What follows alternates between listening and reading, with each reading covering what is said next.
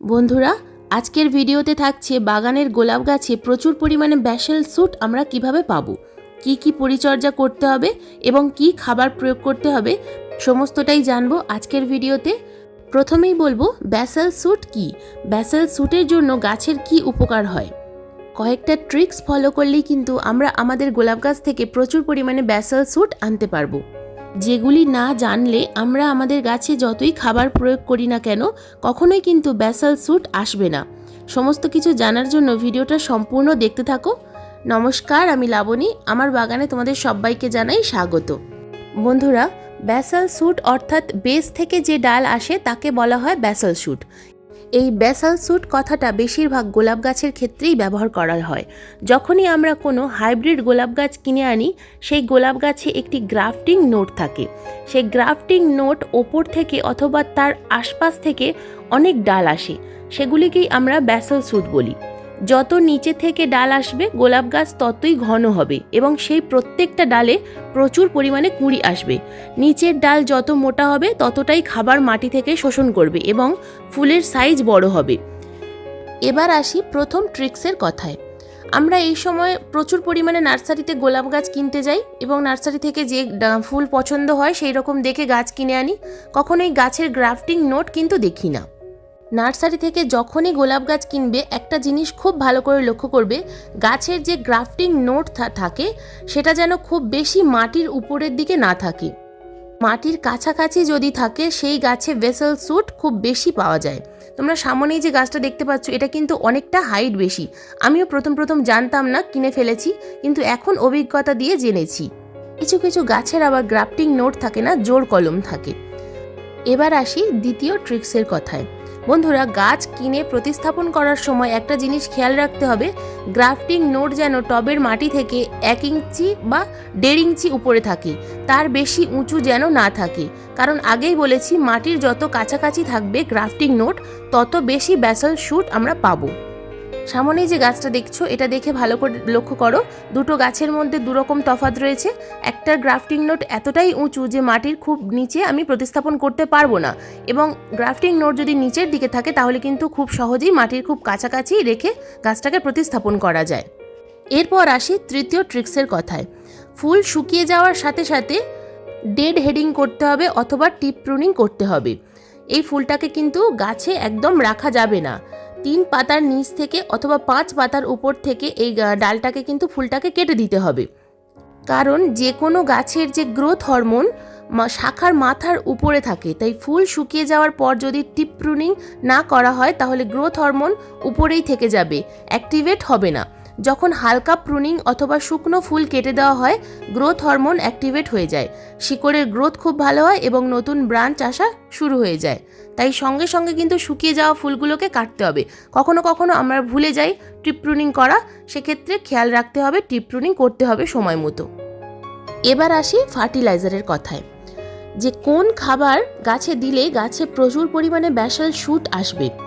এমন একটা খাবার যার মধ্যে প্রচুর পরিমাণে গ্রোথ হরমোন এবং বায়ো এনজাইম পাওয়া যায়, যে সাহায্য করে প্রচুর পরিমাণে ব্যাসেল স্যুট আনতে।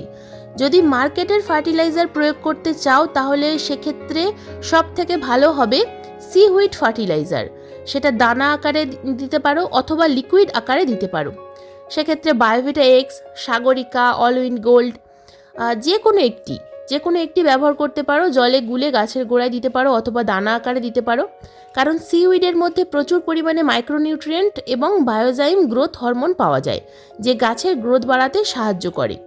প্রত্যেকটা খাবার দেওয়ার আগে আমি তোমাদেরকে যে কথা বলি সেটা হলো গাছের মাটি চেক করতে হবে। আমাদের গাছের মাটি কিন্তু অ্যাসিডিক থাকতে হবে, কারণ গোলাপ গাছ অ্যাসিডিক সয়েল খুব পছন্দ করে। তাই সেক্ষেত্রে আমাদেরকে কিন্তু চা পাতার প্রয়োগ করতে হবে। আমি এখানে দেখো বন্ধুরা 1 চামচ পরিমাণ চা পাতা নিয়েছি, ইউজ করা চা পাতা, এবং নিয়েছি 1/2 চামচ পরিমাণ হলুদ গুঁড়ো। কারণ এই মুহূর্তে ওয়েদার খুব খারাপ, তাই হলুদ গুঁড়োর আমি প্রয়োগ করছি। তোমাদের ওয়েদার যদি ভালো থাকে হলুদ গুঁড়ো দেওয়ার প্রয়োজন নেই, তবে হলুদ গুঁড়ো মাঝে মধ্যে গাছের টবের মাটিতে তোমরা ব্যবহার করতেই পারো। তাই এটা আমার একটা ছোট্ট গোলাপ গাছ, আমি কয়েকদিন আগেই প্রতিস্থাপন করেছি। তাই এই গোলাপ গাছে আমি 1 চামচ পরিমাণ চা পাতা নিলাম এবং 1/2 চামচ পরিমাণ হলুদ গুঁড়োর প্রয়োগ করলাম। যদি টবের সাইজ বড় হয় সেক্ষেত্রে চা পাতার পরিমাণ কিন্তু একটু বাড়িয়ে দেবে, 2 থেকে 3 চামচ পরিমাণ দেবে। যদি ইউজ করা চা পাতা প্রয়োগ করো সেক্ষেত্রে মাসে 2 বার, 15 দিনে 1 বার। আর যদি ফ্রেশ চা পাতা ইউজ করো তাহলে কিন্তু মাসে 1 বার প্রয়োগ করবে। চা পাতা যে শুধু মাটি অ্যাসিডিক করে তা নয় বন্ধুরা, চা পাতার মধ্যে রয়েছে প্রচুর পরিমাণে নাইট্রোজেন, গাছের পাতাকে সবুজ রাখতে সাহায্য করে এবং গাছে প্রচুর পরিমাণে নতুন নতুন শুট আনতেও সাহায্য করে। বন্ধুরা এবার আসি ফার্টিলাইজারের কথায়। ফার্টিলাইজার তোমাদেরকে আমি যেটা বলছিলাম যে সিউইড প্রয়োগ করা যায়, কিন্তু যদি ঘরোয়া পদ্ধতিতে তোমরা তোমাদের গাছে ফার্টিলাইজার প্রয়োগ করতে চাও সেক্ষেত্রে কিন্তু সবথেকে ভালো গ্রোথ হরমোন বাড়িতেই আমরা পেয়ে যাব, সেটা হলো অ্যালোভেরা। আমাদের সবার বাড়িতেই রয়েছে এই অ্যালোভেরা দিয়ে আমরা কিন্তু খুব ভালো পেস্টিসাইড, ফাঙ্গিসাইড এবং ফার্টিলাইজার তৈরি করে নিতে পারি। এই অ্যালোভেরার মধ্যে রয়েছে প্রচুর পরিমাণে বায়োজাইম এবং গ্রোথ হরমোন, তাই রুটিং হরমোন হিসাবেও কিন্তু এই অ্যালোভেরাকে আমরা প্রয়োগ করি। যখন আমরা কোনো ডাল থেকে চারা তৈরি করতে যাই তখন কিন্তু রুট হরমোনের পরিবর্তে আমরা এই অ্যালোভেরার জেল ইউজ করি। তাই যে গাছে গ্রোথ ভালো হয় না সেই গাছে অ্যালোভেরার প্রয়োগ করা হয়, তাহলে রুটও খুব তাড়াতাড়ি বাড়তে থাকে। তাহলে এবার দেখে নেওয়া যাক যে এই অ্যালোভেরা দিয়ে আমরা কিভাবে আমাদের গাছের গোড়ায় রুট ট্রিটমেন্ট করব অথবা বায়োজাইম প্রয়োগ করতে পারি। তো প্রথমেই দেখো বন্ধুরা, আমি একটা মিক্সার জারের মধ্যে অ্যালোভেরার যে একটা ডাল নিয়েছিলাম সেটাকে আমি এই মিক্সার জারের মধ্যে টুকরো টুকরো করে দিয়ে দিয়েছি এবং দিয়ে দিচ্ছি এখানে 1 লিটার পরিমাণ জল। জলের মাত্রাটা কিন্তু একটু বেশি রাখতে হবে। তো এবার আমি এটাকে একটু মিক্সার জারের মধ্যে ঘুরিয়ে নিয়ে দেখো একটা গাঁজা গাঁজা তরল তৈরি হয়েছে, এটাকেই আমি প্রয়োগ করব। এখানে কিন্তু আমি আর জল মেশাবো না, ডাইরেক্ট এবার আমি ছেঁকে নিয়ে তারপর গাছে প্রয়োগ করব।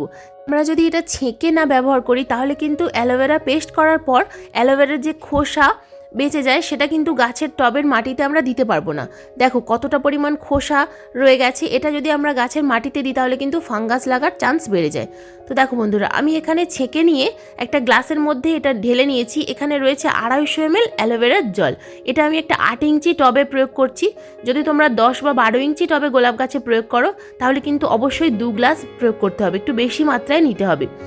বেশি মাত্রায় নিলে কোনো ক্ষতি হবে না। এখানে 1 গ্লাসের পরিবর্তে 1.5 গ্লাসও দিতে পারো। 6 ইঞ্চি টবের ক্ষেত্রে হাফ গ্লাস, 4 ইঞ্চি টবের ক্ষেত্রেও হাফ গ্লাস। এবার দেখো বন্ধুরা, এই খানিকটা যে জুস বেঁচে গেছে এটাকে আমি এই যে গ্রাফটিং নোটের ওপর কিন্তু স্প্রে করব খুব ভালোভাবে। এই গ্রাফটিং নোটের ওপর কিন্তু স্প্রে করতে হবে। এই অ্যালোভেরার জেল 15 দিনে 1 বার প্রয়োগ করতে হবে গাছে, এবং যখনই আমরা গাছে প্রয়োগ করব তখনই কিন্তু এই গ্রাফটিং নোটের ওপরে খুব ভালোভাবে স্প্রে করব প্রত্যেকটা গাছে। যদি তোমরা জমির গাছে এই অ্যালোভেরার জেল প্রয়োগ করতে চাও তাহলে কিন্তু অনেকটা বেশি পরিমাণে অ্যালোভেরা লাগবে। তো প্রত্যেকটা জমির গাছের ক্ষেত্রে অন্তত 500 ml করে অ্যালোভেরার জল প্রয়োগ করতে হবে, তবেই কিন্তু খুব ভালো রেজাল্ট পাওয়া যাবে। বন্ধুরা, যদি এই সময় দেখো কুঁড়ির ওপরে জাপ পোকা বা পাতায় ফাঙ্গাস লেগেছে তাহলে কিন্তু স্প্রেয়ার বটলের সাহায্যে গোটা গাছকে ভালোভাবে স্প্রে করবে এই অ্যালোভেরার জল। তাহলে কিন্তু খুব ভালো ফাঙ্গিসাইডেরও কাজ করবে এবং পোকামাকড়ের হাত থেকেও কিন্তু রেহাই পাওয়া যাবে। এই অ্যালোভেরা কিন্তু খুব ভালো পেস্টিসাইড, ফাঙ্গিসাইডের কাজ করে।